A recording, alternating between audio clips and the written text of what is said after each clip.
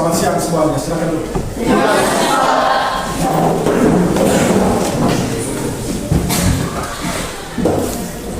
Oke.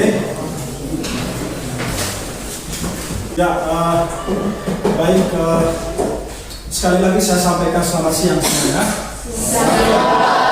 Kali ini kita kembali bertemu ya untuk mata pelajaran sejarah pemindahan ya.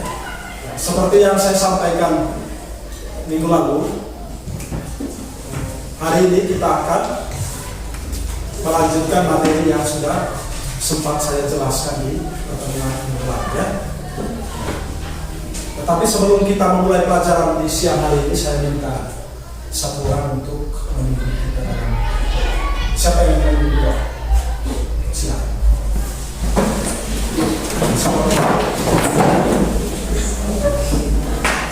Kita menyiapkan hati dan pikiran kita untuk berdoa dalam nama Bapa. Terima kasih. Ya, adik-adik sekalian,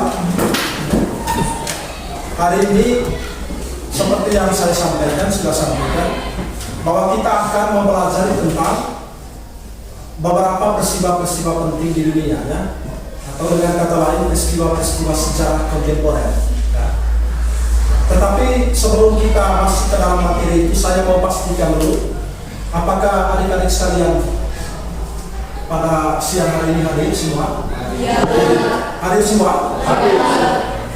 Baik, untuk itu saya minta kita semua untuk tepuk tangan atas karya kita.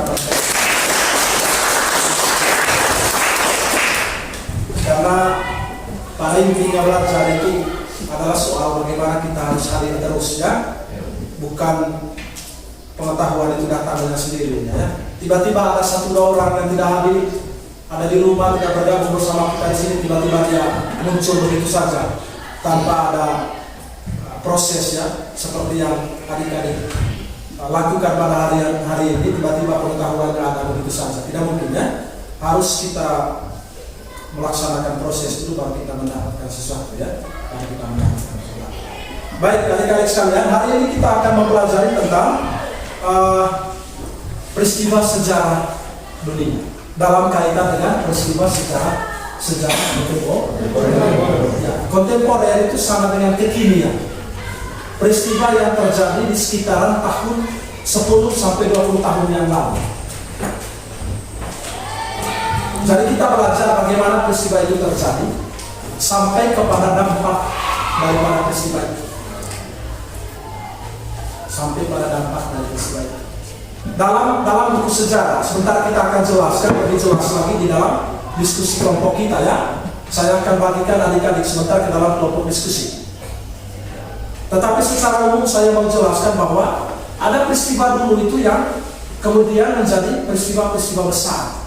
Kenapa kita pelajari? Karena peristiwa itu berdampak kepada kehidupan seluruh manusia di dunia. Jadi peristiwa yang kita pelajari di adik-adik itu karena peristiwa itu berdampak kepada manusia di seluruh dunia. Kalau peristiwa itu hanya berdampak kepada satu kelas ini, kita tidak mungkin akan mempelajari. Karena peristiwa sejarah itu dipelajari atas dasar peristiwa itu berdampak pada seluruh kehidupan manusia di dunia. Ya. Begitu juga yang sebentar akan kita pelajari ya. Nah, apa yang mau kita pelajari sebentar? Yang mau kita pelajari itu adalah yang pertama, kita mempelajari tentang bagaimana runtuhnya Vietnam Selatan. Ya. Runtuhnya Vietnam Selatan. Karena pada waktu itu Vietnam itu sempat dibagi menjadi dua, Vietnam Utara dan Vietnam Selatan. Kenapa dibagi? Dibaginya itu karena kemudian pada saat itu Vietnam itu dipengaruhi dua ideologi besar ya. Ideologi sosialis komunis di Vietnam Utara, lalu ideologi liberalisme kapitalisme di Vietnam Selatan. Tetapi dalam sejarahnya kemudian Vietnam Selatan itu menjadi runtuh. Bagaimana proses runtuhnya Vietnam Selatan itu yang saya tugaskan kepada adik-adik saudara untuk berdiskusi ke dalam kelompok, lalu mempresentasikannya kepada saya dan teman-teman di sini. Oke? Lalu yang kedua, apa yang mau kita pelajari? Peristiwa sejarah apa yang mau kita pelajari? Peristiwa yang mau kita pelajari itu adalah bagaimana tentang perjuangan untuk menghapuskan politik apartheid di Afrika Selatan. Itu peristiwa sejarah. Ya, Ada satu politik di Afrika itu namanya politik apartheid. Politik yang membagi-bagi manusia itu berdasarkan warna kulit. Orang-orang kulit putih itu biasanya tampil di depan, sedangkan kita yang kulit hitam itu tampil di belakang. Tidak ada peran, ya, tidak ada tidak ada pekerjaan, tidak ada kapasitas dari orang-orang kulit hitam pada saat itu, karena dia tersisihkan oleh orang-orang kulit putih. Nah itulah yang kemudian diperjuangkan oleh orang-orang Afrika Selatan, yang pada saat itu dibawa ke kepemimpinan Nelson Mandela yang kemudian menjadi presiden kulit hitam pertama di Afrika Selatan. Bagaimana proses perjuangannya, apa dampaknya terhadap seluruh dunia, itu yang kita bicara. Ya. Lalu yang ketiga, bagaimana peristiwa Uni Soviet itu menjadi runtuh. Dulunya Uni Soviet yang kemudian menjadi negara yang bisa menandingi kekuatan Amerika Serikat. Tiba-tiba pada tahun 1990-an, pada tahun 1990-an awal itu, negara itu menjadi hancur, menjadi runtuh. Kenapa runtuh? Karena banyak negara-negara bagian itu yang kemudian menyatakan diri sebagai negara sendiri atau negara yang pecah dari Uni Soviet. Atas dasar karena itulah kemudian negara Uni Soviet itu menjadi sampai sekarang sudah hilang, sudah tidak ada lagi Uni Soviet. Yang ada tersisa itu hanya negara induknya itu negara Rusia. Bagaimana proses runtuhnya Uni Soviet? Apa pengaruhnya atau dampaknya terhadap kehidupan dunia internasional? Itu yang kita bicarakan dalam kelompok. Oke? Lalu yang keempat, ada peristiwa runtuhnya Jerman Timur. Ingat, dulu Jerman itu dibagi menjadi dua. Bahkan pada tahun berapa pada saat Piala Dunia itu, ya, pada saat itu Jerman itu masih diwakili oleh Jerman Barat kalau saya tidak salah ya. Dan yang memenangkan Piala Dunia tahun 1990 berapa itu adalah Jerman Barat. Kenapa mereka dibagi menjadi dua itu tadi? Karena persaingan ideologi besar dunia. Jerman Barat berideologi apa? Sosialisme, liberalisme, kapitalisme, sedangkan Jerman Timur berideologi liberalisme, sosialisme, komunisme. Itu karena faktor itulah kemudian Jerman itu menjadi dua. Dibangunlah tembok yang membatasi antara timur dan barat, yang kemudian kita kenal menjadi tembok Berlin. Ya. Apa yang terjadi pada akhirnya? Pada akhirnya itu orang-orang Jerman itu menjadi unifikasi, menjadi satu. Apa pada saat itu ada peristiwa penghancuran tembok Berlin. Mereka hancurkan tembok itu sebagai bukti bahwa tembok inilah yang membuat batasan-batasan antara timur dan barat. Itu yang kita pelajari. Maka 4 materi ini sebentar yang kemudian kita pelajari, yang kita pelajari di kelompok masing-masing. Tetapi sebelum kita masuk ke sana, mungkin ada dari adik-adik sekalian yang mengetahui bagaimana peristiwa-peristiwa lain terjadi di dunia selain peristiwa-peristiwa itu, sejarah kontemporer. Mungkin ada yang lain atau yang ada adik-adik yang pernah memahami atau mendengar tentang peristiwa-peristiwa yang sudah saya jelaskan tadi. Silakan. Apa saja yang kalian pahami, yang kalian ketahui tentang peristiwa yang telah saya sebutkan dan peristiwa-peristiwa lain yang menjadi peristiwa-peristiwa sejarah kontemporer. Silakan. Silakan. Siapa? Ayo. Apa saja yang kalian ketahui? Mungkin ada yang sudah tahu tentang peristiwa-peristiwa itu. Ayo. Silakan. Berkaitan dengan apakah runtuhnya Vietnam Selatan, apakah apartheid di Afrika Selatan, apakah runtuhnya Uni Soviet atau pecahnya Jerman Timur atau runtuhnya Jerman Timur. Dari peristiwa itu mungkin ada yang sudah tahu tentang apa saja yang kalian ketahui, supaya kita bisa arahkan kita punya pemikiran kita kepada kelompok diskusi kita masing-masing. Kita bisa mengetahui dengan jelas, dengan pasti. Silakan. Ya, tentang apa? Silakan. Baik, dampak dari penghapusan sistem apartheid yang dilakukan oleh Nelson Mandela dan Desmond Tutu di Afrika akan memberikan banyak dampak pada kehidupan sekarang. Dampak yang paling besar itu negara Afrika Selatan itu menjadi negara paling banyak ras di dunia. Ya, baik sudah. Terima kasih. Kita berikan tepuk tangan untuk teman-teman. Mungkin ada dari adik-adik yang lain yang bisa menjelaskan. Silakan. Yang bisa menjelaskan tentang peristiwa-peristiwa itu atau peristiwa-peristiwa lain. Sebetulnya ada banyak peristiwa ya Tetapi yang kita bicarakan 4 itu saja dulu. Ada pecahnya Yugoslavia, ada pecahnya Cekoslovakia, ya itu peristiwa-peristiwa sejarah. Tetapi yang mau kita bahas sekarang itu adalah 4 peristiwa itu. Oke? Bisa paham ini? Yang semangat, bisa paham ini? Nah, supaya pemahaman kita menjadi lebih tajam, ya, kita benar-benar memahami bagaimana peristiwa itu terjadi. Saya akan bagikan Anda ke dalam kelompok diskusi. Oke, kelompok 1. Silakan kelompok 1, angkat tangan kelompok 1. Ya, saya minta kalian untuk membahas tentang runtuhnya Vietnam Selatan. Lalu kelompok 2, ya, yang ini kelompok 2 membahas tentang politik apartheid yang terjadi di Afrika Selatan. Lalu kelompok 3, silakan berapa orang? 5 orang ya. 5 orang ini berbicara tentang pecahnya Uni Soviet. Lalu kelompok yang terakhir, kelompok 4 berbicara tentang runtuhnya Jerman Timur. Ya. Nah, apa yang mau kita bicarakan? Yang mau kita bicarakan dan kita diskusikan, yang kita bahas dalam kelompok itu, bagaimana penyebab peristiwa itu, jalannya peristiwa sampai kepada dampak dari peristiwa itu. Oke? Sekarang saya minta adik-adik sekalian untuk bergabung ke dalam kelompok. Silakan materi itu didiskusikan ke dalam kelompok masing-masing. Silakan. Waktunya 30 menit dan 30 menit kemudian kita akan presentasi. Nah, presentasinya adalah presentasi silang. Ya. 2 orang dari kelompok 1 pergi ke kelompok 2, lalu kelompok 2 pergi ke kelompok 3, 3 ke 4, 4 ke 1. Ya, jadi silang begitu diskusinya. Ya, 2 orang diutus dari kelompok masing-masing pergi diskusi ke kelompok lain. Kemudian setelah itu presentasikan di kelompok masing-masingnya apa hasil diskusi dari kelompok lain, kemudian dibawakan kepada kelompok masing-masing untuk disampaikan hasil diskusi itu kepada kelompok sendiri. Setelah itu semua berakhir, maka kita akan sama-sama merefleksi dan mengevaluasi akan materi yang kita bahas hari ini. Oke, sampai di sini anak-anak, adik-adik sekalian bisa paham? Bisa paham? Ya, silakan. Dan silakan.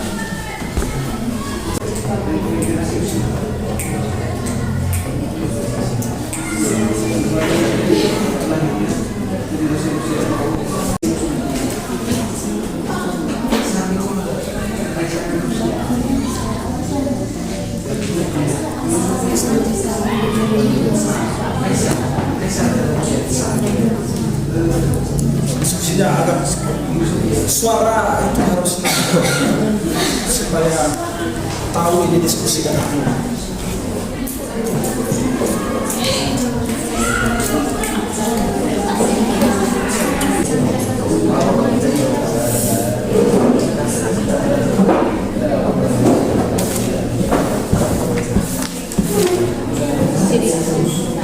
Berarti Presiden Mikhail Gorbachev ini menghentikan perang dingin. Salah satu peran dari Presiden Mikhail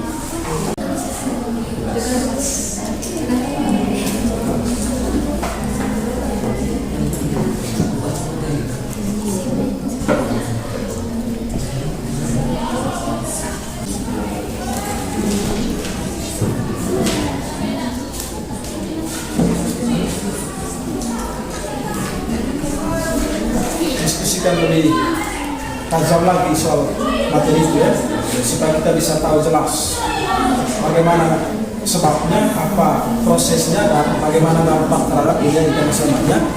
Itu harus didiskusikan dengan baik di dalam teman-teman satu kelompok.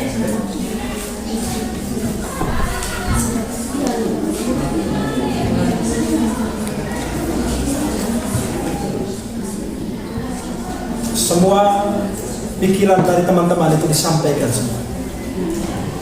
Kemudian didengar, dipertimbangkan supaya sebelum masuk ke apa yang kalian tulis itu bisa dipertimbangkan dengan baik ya. Diskusikan dengan baik. Semua harus bersuara. Semua harus berpikir dalam diskusi. Tidak ada yang tinggal diam ya. Semua harus menyampaikan pendapatnya. Bagaimana peristiwa itu terjadi dan dampak yang dirasakan dari peristiwa itu. Jangankan dampak yang terjadi pada waktu itu, yang terjadi sampai sekarang oleh peristiwa itu semua ditulis. Semua ditulis. Sehingga sebentar kita bisa mempresentasikan itu dengan baik ya.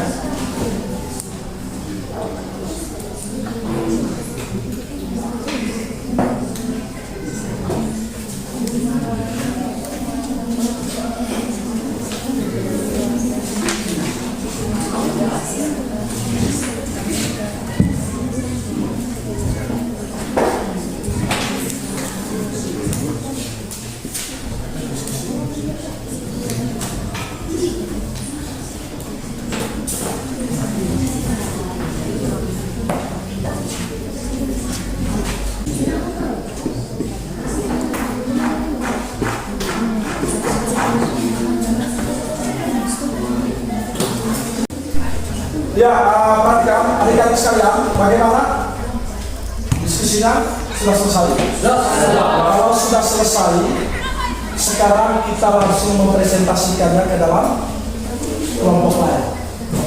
Saya mulai dari kelompok 1. Siapa yang diutus ke kelompok 2? 2 orang dari kelompok 1 atas nama Ishak dan Billy. Lalu dari kelompok 2 ke kelompok 3 ada tangan yang diutus, silakan. Iya, Abel dan Feli. Oke, dari kelompok 3 yang diutus ke kelompok 4, silakan. Bill dan Milan. Ya, Bill dan Milan. Lalu dari kelompok 4 ke kelompok 1, Oman dan Mita. Oke, kalau begitu supaya tidak memperpanjang waktu lagi, saya minta 2 orang yang sudah ditugaskan oleh setiap kelompok untuk masuk ke kelompok lain. Kelompok 1, kelompok 2, 2 ke 3, 3 ke 4, dan 4 ke 1. Silakan.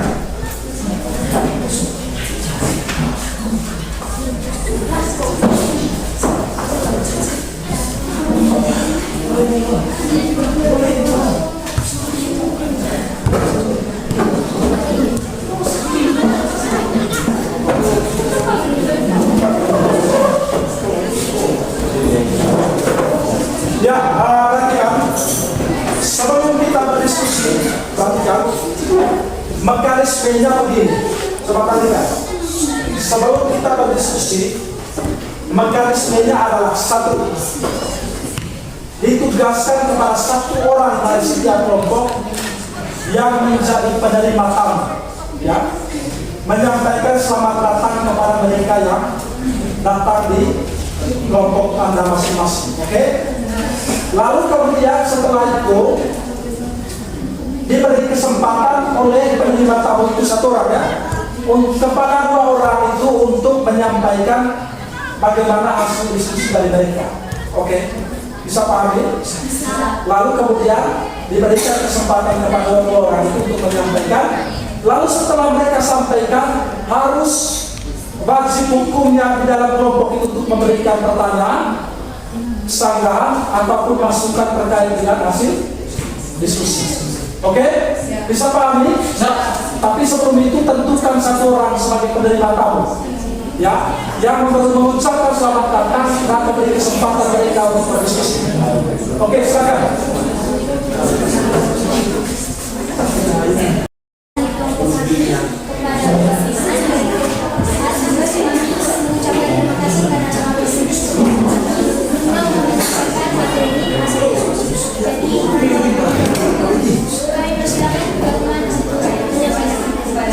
Terima kasih dari kelompok 1.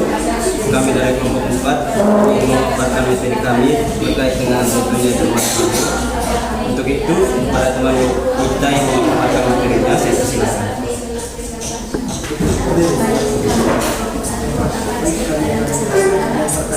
Jerman atau nama resminya Republik Demokratis atau Indonesia merupakan negara selama periode pembagian administrasi berada di Mecklenburg atau Jerman, Sasen Anhalt dari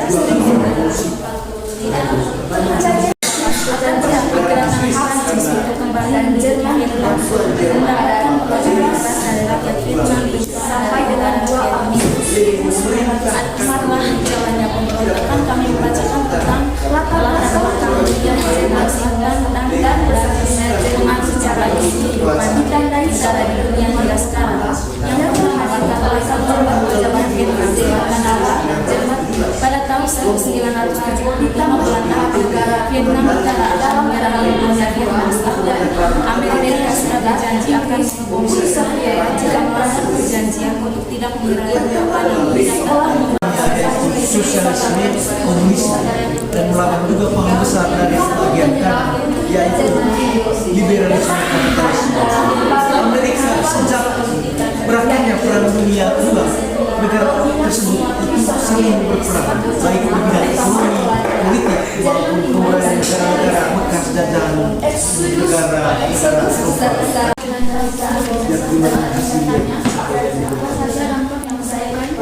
Yang kedua kita masukkan Baik, runtuhnya Vietnam Selatan pada kondisi politik dan perkembangan ideologi di kawasan Asia Tenggara adalah membuatnya paham komunis di Kamboja dan Laos. Sekretaris terakhir Untuk teman-teman dua kebijakan besar yang diberikan oleh Mikhail Gorbachev. Yang pertama, perestroika dan glasnost. Negara yang dari Uni Soviet itu negara yang letaknya di ujung tanah bumi dan yang berada di sekitaran Rusia, karena induk dari Uni Soviet itu adalah Rusia. Selain Rusia, di antaranya negara yang berkembang di Estonia, maka kita lahir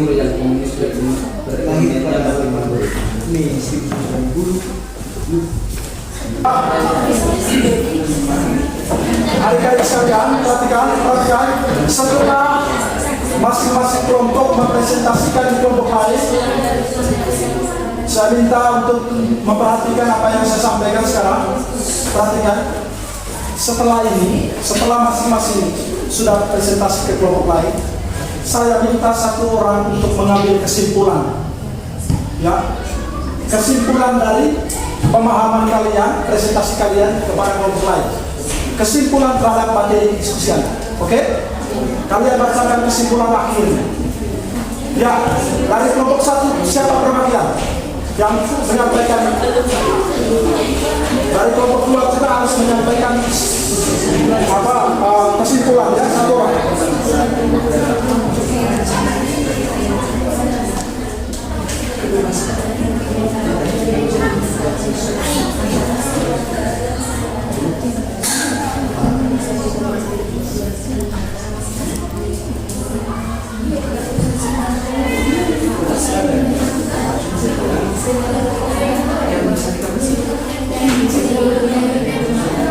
Ya, dari kelompok 1 siapa yang menyampaikan kesimpulan? Renya? Oke, Renya ya. Dari kelompok 2 siapa? Maya.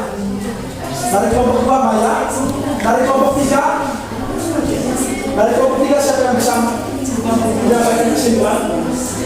Tentukan ya, dari kelompok 3 siapa? Kesimpulan.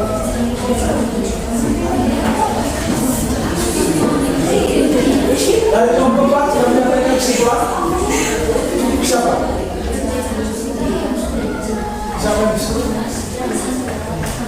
Tentukan saja. Mana ini? Dia orang ya?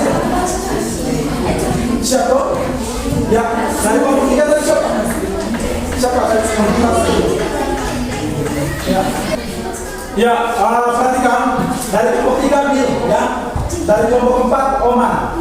Dari kelompok 2 Maya dan dari kelompok 1 Renya. Oke. Adik-adik sekalian, mari kita perhatikan dan dengarkan kesimpulan materi dari presentasi dari kelompok 1. Kepada adik Renya silakan. Kita suarakan. Terima kasih atas kesempatan yang telah diberikan. Pada saat ini saya akan menyampaikan kesimpulan dari materi yang kami bawakan. Kesimpulannya yaitu runtuhnya Vietnam Selatan ini terjadi karena mempunyai dua perbedaan pemahaman di mana negara Vietnam ini merupakan negara yang memiliki satu kesatuan yaitu negara Vietnam Utara dan negara Vietnam Selatan. Kedua negara ini terpecah karena memiliki perbedaan paham atau ideologi. Jadi dampak dari paham yang berbeda itu sehingga negara memiliki dampak pada masa sekarang, di mana di Asia Tenggara ini ada dua negara yaitu Kamboja dan Laos yang menganut paham komunisme akibat dari runtuhnya Vietnam Selatan. Terima kasih. Ya, kita tepuk tangan. Ya, lalu kemudian yang kedua dari kelompok kedua, silakan satu orang. Ya, ke sini, menghadap ke sini supaya teman-teman bisa dengar. Baik, terima kasih atas waktu dan kesempatan yang telah diberikan kepada saya. Saya perwakilan dari kelompok kedua akan menjelaskan bagaimana kesimpulan dari materi yang telah kami diskusi. Apartheid merupakan pemisahan antara orang-orang Belanda atau kulit putih dengan penduduk Afrika Selatan atau Negro atau kulit hitam. Istilah apartheid ini pertama kali digunakan oleh orang-orang keturunan Belanda yang lahir di Afrika Selatan. Politik apartheid pertama kali diterapkan di Afrika Selatan di bawah pimpinan Dr. Daniel Francis Malam pada tahun 1996. Terima kasih. Ya, kita berikan tepuk tangan untuk semua. Sekarang saya minta dari kelompok 3 satu orang untuk menyampaikan kesimpulan. Silakan. Silakan. Satu orang berdiri, silakan. Ya, kasih supaya teman-teman bisa dengar. Sebagai salah satu negara totaliter yang paling besar dan paling hebat di dunia, Uni Soviet itu hadir itu dengan sistemnya itu totaliter, dengan diktator yang memaksakan semua orang ini untuk ikut pada kehendaknya. Pada kenyataannya setiap kemampuan atau setiap kebebasan manusia itu tidak bisa dibatasi secara paksa. Ada beberapa yang harus dipaksakan, yaitu melalui hukum, dan ada kebebasan yang alami itu dibiarkan saja. Oleh karena itu, Uni Soviet pun pada akhirnya runtuh, meskipun dengan majunya Mikhail Gorbachev sebagai peningkat ekonomi dan penghenti perang dingin, tetap pada akhirnya Uni Soviet tetap runtuh pada tahun 1991. Dan yang bisa kita petik dari kejadian tersebut adalah kebebasan setiap orang itu tidak bisa dibatasi, apalagi oleh hukum dan oleh negara, dan hukum tersebut bertuju pada satu orang. Terima kasih. Ya, kita beri kesempatan kepada satu dari kelompok 4. Silakan. Saya akan membuat kesimpulan terkait dengan materi kami, runtuhnya Jerman Timur. Runtuhnya Jerman Timur itu karena dibagi menjadi dua blok, mana di sini ada Jerman Timur, ada Jerman Barat. Mengapa mereka dibedakan menjadi dua? Karena di sini mereka memiliki pemahaman yang berbeda-beda. Ya, kita beri tepuk tangan untuk ya, karena adik-adik dari perwakilan 4 kelompok sudah menyampaikan kesimpulannya, dan saya merasa kesimpulan itu luar biasa. Saya bisa mengukur, adik-adik bisa memahami dengan benar tentang materi sejarah kontemporer. Itu bisa dibuktikan dari apa yang kalian sudah sampaikan di sini. Ya, dan untuk pemahaman itu, ya, untuk pemahaman adik-adik terhadap materi yang sudah saya sampaikan, yang sudah diskusikan dalam kelompok, mari kita apresiasinya dengan tepuk tangan bersama. Luar biasa ya, karena saya berpikir bahwa Anda adik-adik sekalian sudah cara berpikirnya ya, kemudian wawasannya itu sudah luas. Ya, pengetahuannya sudah bagus, sehingga atas dasar pengetahuan itu adik-adik bisa menjelaskan itu dengan rinci dan secara benar dan tepat. Ya. Dan untuk itu saya akan menjelaskan, menyimpulkan secara umum tentang materi. Perhatikan di sini. Perhatikan. Ya, saya mulai dari peristiwa yang pertama tentang runtuhnya Vietnam Selatan. Semua peristiwa-peristiwa kontemporer dunia itu mayoritas didalami oleh karena perbedaan ideologi. Ada perang retorika, ada perang paham, ada perang konsep yang terjadi pada masa itu. Ya. Pada masa itu ada dua negara adidaya, Uni Soviet dan United States, Amerika ya, USA, Amerika Serikat, mereka itu memiliki kekuatan yang sangat dahsyat, ya. Dan kekuatan mereka itu tidak terbatas pada negara mereka saja, tetapi berdampak kepada negara-negara lain, termasuk salah satunya itu adalah Vietnam. Ya, dalam sejarah Asia Tenggara, perang yang paling dahsyat juga itu adalah perang yang terjadi di Vietnam. Perang dengan siapa? Perang saudara. Perang antara orang Vietnam itu sendiri, yang kemudian dalam sejarah itu dikenal dengan perang Indochina. Perang Indochina 1, perang Indochina 2. Ya. Terjadilah perang itu dalam waktu yang sangat lama. Ya, akibat apa, dampak apa? Sebabnya itu adalah karena perbedaan ideologi. Kedua negara adidaya itu ingin menanamkan paham di wilayah itu, di negara Vietnam Selatan dengan Vietnam Utara. Tetapi secara terus-menerus terjadi peristiwa itu, akhirnya yang menang, yang berpihak pada posisi menang itu adalah orang-orang yang ada di Vietnam Utara, yang kemudian dimenangkan oleh paham sosialisme komunis. Ketika Vietnam Selatan itu runtuh, maka Vietnam itu kemudian menjadi Vietnam bersatu. Sekarang kita kenal Vietnam itu yang kemudian beribu kota di Hanoi.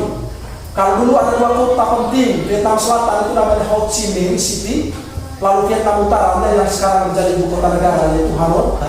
Tetapi ketika negara itu menjadi bersatu, maka Hanoi lah dinobatkan sebagai ibu kota negara Vietnam. Bisa paham sampai sini? Itu satu atas dasar pengaruh dua kebijakan, dua paham besar, ideologi besar di dunia, sosialisme komunisme dan liberalisme kapitalis Amerika Serikat dan Uni Soviet.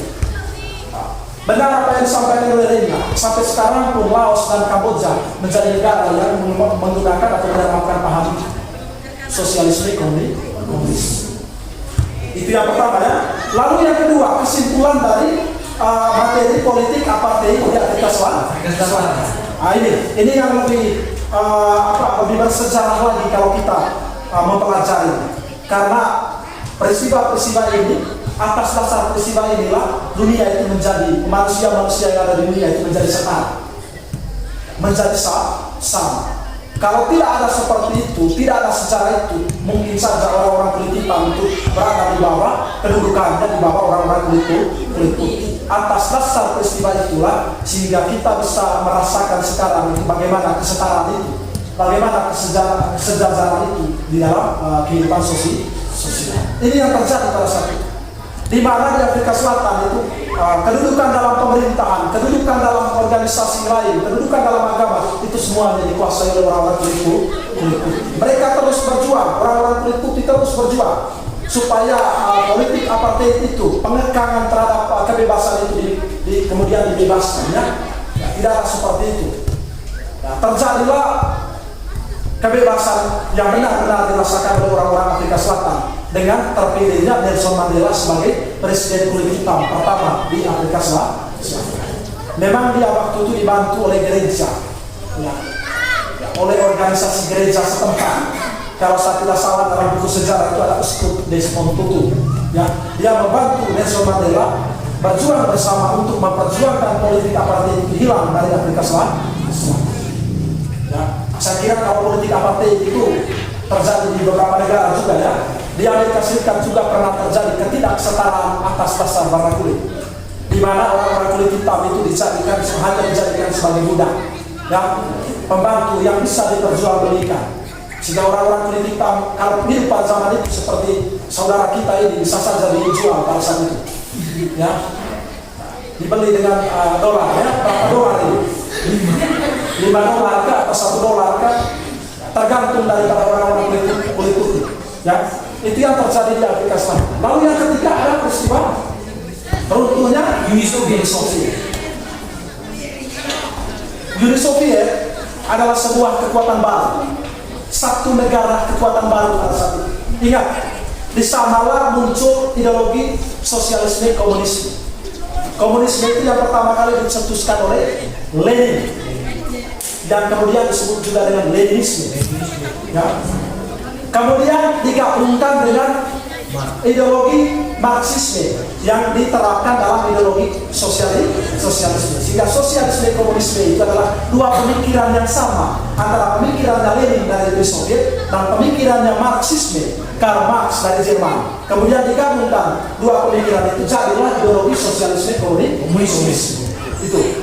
Dan itu merupakan ideologi yang sangat besar yang bisa menandingi ideologi liberalisme kapitalisme milik Amerika Serikat. Menjadi kuat ya, menjadi kuat. Nah, muncullah satu presiden pada saat itu, satu pemimpin Uni Soviet pada saat itu namanya Mikhail Gorbachev, yang merubah haluan ideologi itu dari sosialisme komunisme menjadi liberalisme kapitalisme, menjadi kebebasan, ya, menemukan kebebasan. Dari situlah muncullah Uni Soviet itu pelan-pelan menjadi setelah 20 tahun, setelah berapa puluh tahun pemimpin Uni Soviet tidak pernah bertemu dengan pemimpin Amerika Serikat, tiba-tiba muncul Mikhail Gorbachev itu bertemu dengan presiden siapa? Ronald Reagan.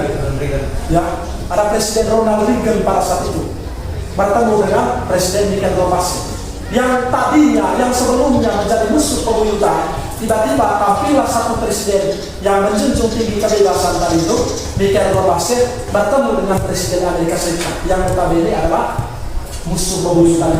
Dari situlah kemudian Uni Soviet itu pelan-pelan menjadi hancur. Hancurnya itu dibuktikan dengan apa? Banyak negara-negara bagian-bagian dari wilayah Uni Soviet itu yang kemudian berdiri menjadi negara sendiri. Ada Azerbaijan di situ ya, ada Ukraina, ada Turkmenistan, ada Kyrgyzstan ya, dan ada negara-negara lain yang kemudian berusaha untuk mendeklarasikan diri sebagai negara sendiri. Itu yang berkaitan dengan Uni Soviet. Nah, terus ke Jerman. Ke Jerman juga peristiwa yang sama. Ya, itu atas dasar dua ideologi yang berbeda. Tetap sama. Jerman Timur dan Jerman Barat. Ya, selama itu mereka dibatasi oleh ideologi itu, dibatasi oleh pagar, dibatasi oleh tembok besar yang memisahkan dua Jerman itu. Sehingga Jerman Baratnya yang kemudian berpusat di Bonn dan Jerman Timurnya yang berpusat di Berlin. Ya, dua wilayah itu masing-masing ideologi. Kemudian karena peristiwa Jerman bersatu, runtuhnya tembok Berlin itu, mereka kemudian mengikrarkan diri sebagai Jerman bersatu. Sampai sekarang kita kenal Jerman itu menjadi Jerman bersatu kan, yang beribu kota di Berlin, yang beribu kota di Berlin. Saya kira itu yang berkaitan dengan apa yang kita pelajari pada hari ini. Ya, untuk gambaran umum kesimpulan dari saya, anak-anak bisa paham semua ini? Bisa paham? Memang ada peristiwa lain, ada peristiwa lain, misalnya pecahnya Yugoslavia. Itu nanti akan kita bicarakan di pertemuan ini. Pecahnya Cekoslovakia, dan ada peristiwa people power yang ada di negara. People power itu terjadi di negara mana? Terjadi di negara Filipina. Ya, jatuhnya presiden otoriter Ferdinand Marcos. Ketika otoriter itu jatuh Ferdinand Marcos, maka rakyat itu menjadi berkuasa. Ya, lahirlah presiden siapa itu? Setelah itu ya, dan presiden perempuan ya, Gloria Arroyo Macapagal ya, yang dari Filipina. Kemudian itu bebas dari tekanan-tekanan otoriter. Itu kemudian kita akan bahas di pertemuan berikut. Oke? Ya, saya kira untuk kesimpulan dari saya tentang materi ini, anak-anak bisa mengerti ya. Sekali lagi, bisa paham tentang kesimpulan ini? Bisa. Lebih semangat, bisa paham? Bisa.